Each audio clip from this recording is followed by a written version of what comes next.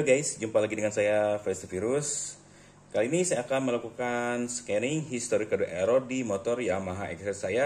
Sekalian saya mau ngecek settingan CO terakhir di XR saya dan melakukan setting CO juga, karena kemarin kan XR saya udah pakai injektor NVL, jadi saya rasa harus ada penyesuaian settingan CO ya, biar tenaga motor itu tetap mantap. Nah, untuk yang tipe Yamaha X-Ray sendiri atau sejenisnya yang masih menggunakan speedometer analog ya, dia kode error itu ditunjukkan dengan kedipan. Cuman kalau kedipan gitu kadang kita salah bacanya ya. Beda dengan Aerox yang old ya, dia kode errornya tuh muncul di speedometer. Sedangkan untuk Aerox yang baru dan generasi Yamaha yang baru, itu kode errornya udah nggak muncul di speedometer, hanya lampu milnya doang yang manteng. Jadi nggak jelas tuh kalau yang generasi barunya Yamaha, kita kena error berapa, masalah di apa. Fiturnya udah dimatiin dari Yamaha, jadinya kita agak susah untuk mendeteksi, selain menggunakan zodiaknya bawaan Yamaha. Kalau ini masih bisa kita scan. Saya pengen tahu karena emang udah lama banget XR ini nggak pernah dipakai, apa sih history error yang pernah terjadi di motor XR ini nih. Kita akan langsung coba scanning. Oke, ini udah semua muncul ya fitur-fiturnya. Kita akan langsung mendeteksi ya IPS-nya dulu ya. Oh, dia tekanannya lebih besar ya untuk di XR ini di 102 kPa. Untuk suhunya sendiri yang terbaca 32 derajat Celcius. Oh, ini nggak ada CTS ya. Kalau tadi di Aerox itu ada CTS.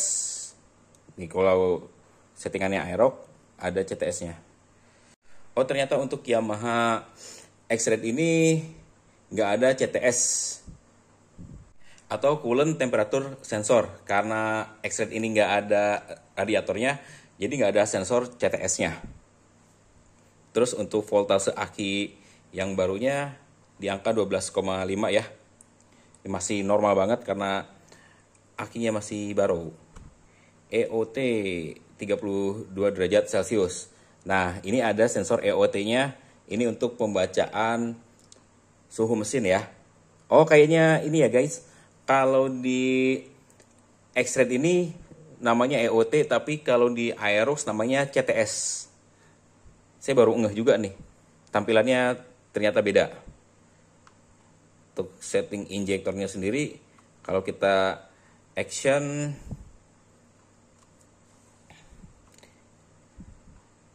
sama ya, ada bunyi cetek-ceteknya. Dan di sini nggak ada untuk relay ya, menyalakan lampu depannya seperti di video sebelumnya tentang Yamaha Aerox. Terus kita langsung aja ya ke malfunction display. Kita akan scanning. Ada error 13, 15, 22.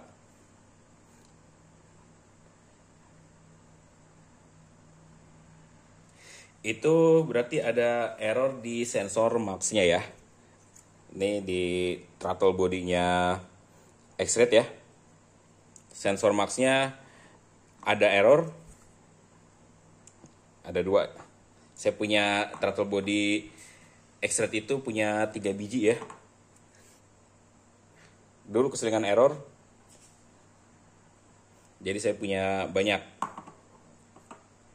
Di sini ada 2 kemungkinan ya. Soketnya kendor atau memang si sensor max-nya yang terpasang di X-Ray saya ini error ya. Makanya dia masih muncul kode errornya. Khusus Yamaha X-Ray Mio J atau sejenisnya ya, YMZ FI, keseringan itu masalah dari soket sensor max-nya itu dia kendor, nggak ngancing ke sininya nih. Dan sangat jarang sekali kerusakan di sensor max-nya. Kerusakannya sendiri untuk sensor max di Yamaha X-Ray biasanya atau umumnya itu terjadi karena pada saat kita bersihin pakai crab cleanernya disemprot dari sini dan menimbulkan error di sensor max-nya. Kalau di X-Ray saya sendiri sih Memang untuk soket dari kabel bodinya dia kendor ya, makanya timbul error seperti ini nih.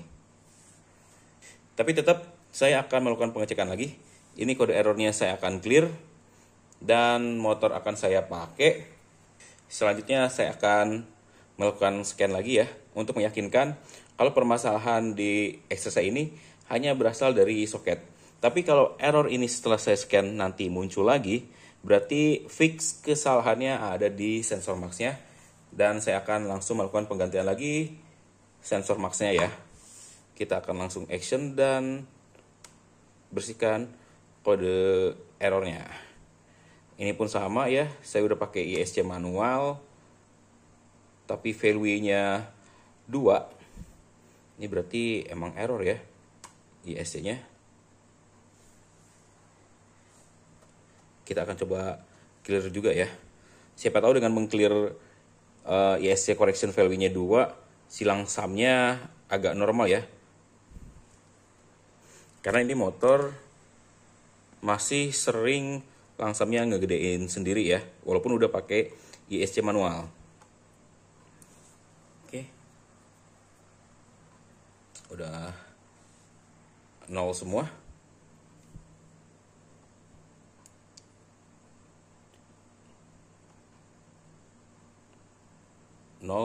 Selesai. History error di ECU Yamaha Extreme saya udah bersih dan kita akan masuk ke pengecekan settingan CO. Kita akan cek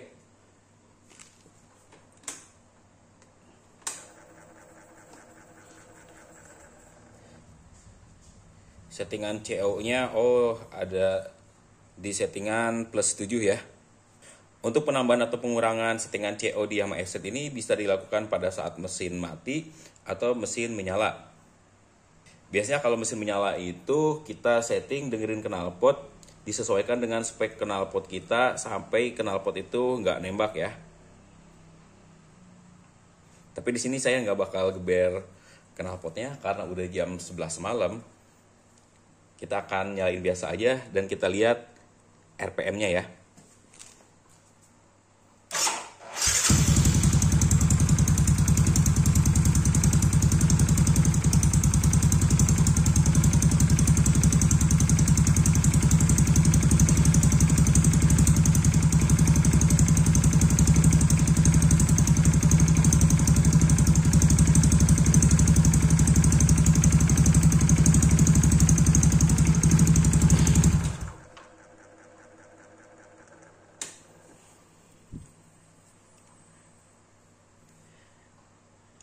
Nilai RPM-nya masih di range normal ya. Kalau misalnya IS-nya bermasalah, langsamnya gede, itu biasanya di atas 2000. Tapi seperti yang kalian lihat, ini RPM-nya masih di batas normal.